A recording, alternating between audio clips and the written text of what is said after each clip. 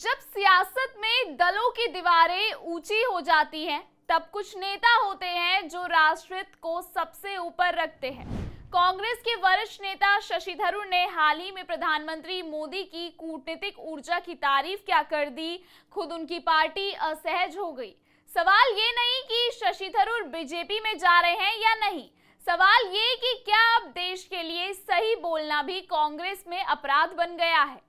जब थरूर जैसे दूरदर्शी नेता राष्ट्र की बात करते हैं तो सियासत क्यों डरने लगती है, और क्यों शशि थरूर ने सीधा ये बोल दिया कि राष्ट्र का साथ देना बीजेपी में शामिल होने का संकेत नहीं है।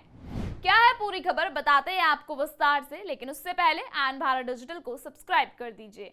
नमस्कार, स्वागत है आप सबका आन भारत डिजिटल पर। मैं हूं आपके साथ तनीषा भारद्वाज। कभी अपने विचारों की स्पष्टता और कूटनीति में गहरी समझ के लिए पहचाने जाने वाले कांग्रेस नेता शशि थरूर एक बार फिर चर्चा में हैं। उन्होंने प्रधानमंत्री नरेंद्र मोदी की वैश्विक कूटनीति सक्रियता की तारीफ की, लेकिन कांग्रेस पार्टी को ये बात रास नहीं आई। थरूर का कहना है कि उन्होंने राष्ट्रहित में अपनी राय रखी है, लेकिन कांग्रेस ने उनके बयान से खुद को अलग कर लिया। क्या कांग्रेस आज इतनी असहज हो चुकी है कि सच्चाई और राष्ट्रहित की बात भी उसे चुभने लगी है? शशि थरूर ने एक लेख में प्रधानमंत्री मोदी की कूटनीतिक ऊर्जा और वैश्विक मंच पर भारत को मजबूत करने की उनकी कोशिशों की सराहना की। उन्होंने साफ कहा कि यह किसी पार्टी में शामिल होने का संकेत नहीं, बल्कि भारत की राष्ट्रीय एकता और हित में दिया गया बयान है। शशि थरूर ने कहा, मेरे विचार राष्ट्र के लिए हैं, ना कि किसी दल के पक्ष में। थरूर का यह बयान सीधे तौर पर उस राजनीति को कटघरे में खड़ा करता है जिसमें देशहित से पहले खुद को प्राथमिकता दी जाती है। लेकिन अफसोस की बात यह है कि खुद उनकी पार्टी कांग्रेस इस राष्ट्रवादी भावना को पचा नहीं सकी। शशि थरूर ने विदेश नीति को लेकर कहा कि राजनीतिक मतभेद सीमाओं तक सीमित होने चाहिए। कूटनीति और राष्ट्रीय सुरक्षा जैसे मुद्दों पर पूरा देश एकजुट रहना चाहिए। उन्होंने यह भी दोहराया कि भारत के लिए कोई कांग्रेस की विदेश नीति या बीजेपी की विदेश नीति नहीं होनी चाहिए, बल्कि केवल भारतीय विदेश नीति होनी चाहिए। थरूर के संतुलित और राष्ट्रवादी बयान को कांग्रेस ने उनकी निजी राय बताकर पल्ला झाड़ लिया।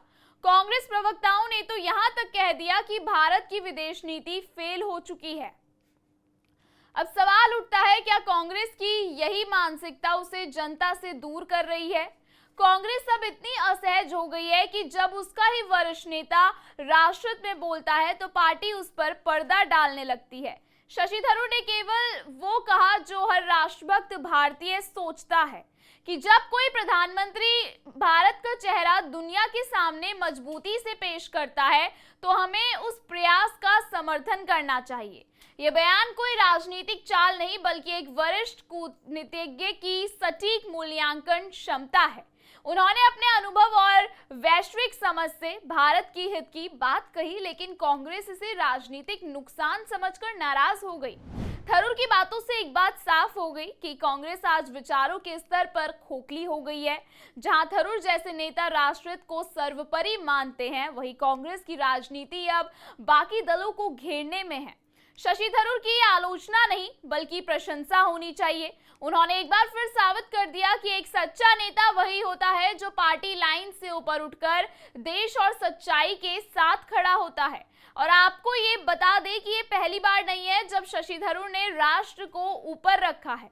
इससे पहले भी शशि थरूर ने डेलीगेशन में भारत का इतनी मजबूती से पक्ष रखा था कि देश को जहां शशि थरूर पर गर्व था, वहीं कांग्रेस को शशि थरूर चुभने लग गए थे।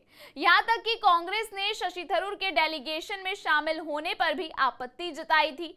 और कांग्रेस राष्ट्रहित की बात कैसे कर सकती है? जब खुद राहुल गांधी विदेश जाकर भारतीय सरकार की बुराई कर सकते हैं, तो शशि थरूर के बयान से खुद को किनारे करना तो आम बात है। कांग्रेस को सोचना होगा, क्या वह ऐसे विचारशील नेताओं की आवाज दबाकर खुद अपनी प्रासंगिकता को खो रही है? और क्या वो राष्ट्रहित के मुद्दों पर भी केवल राजनीतिक चश्मा पहनकर देखना जारी रखेगी? अगर थरूर जैसे नेताओं की बातें कांग्रेस को चुभने लगी तो शायद कांग्रेस को अब आत्म मंथन करना चाहिए, क्योंकि राष्ट्रहित कोई विरोधी नहीं, बल्कि सबसे बड़ी प्राथमिकता होनी चाहिए हर एक देशवासी की।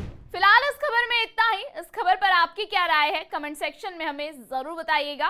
देश और दुनिया की तमाम बड़ी खबरों को लगातार देखने के लिए बने रहिए आईऑन भारत डिजिटल पर।